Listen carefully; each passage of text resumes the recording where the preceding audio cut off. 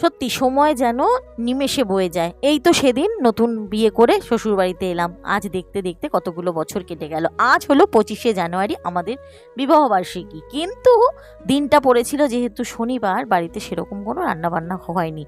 করেছিলাম মুগের ডাল, বেগুন ভাজা, আর বেগুন ভাজা খেতে কিন্তু আমার ভীষণ ভালো লাগে।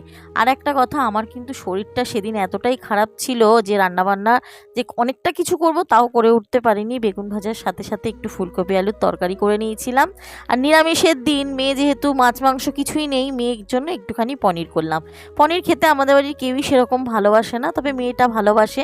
সেলিব্রেশন কিছু হবে না তো কি হয়েছে, বাবাই দেখো একটা নাইটি আর একটা মিল্কিবার, আমার ফেভারিট চকলেট নিয়ে এসছে।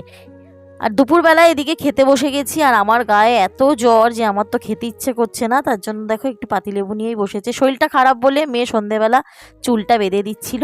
তো নাও বন্ধুরা, আজকের দিনটা এভাবেই কাটলো। দেখা হচ্ছে পরের ব্লগ।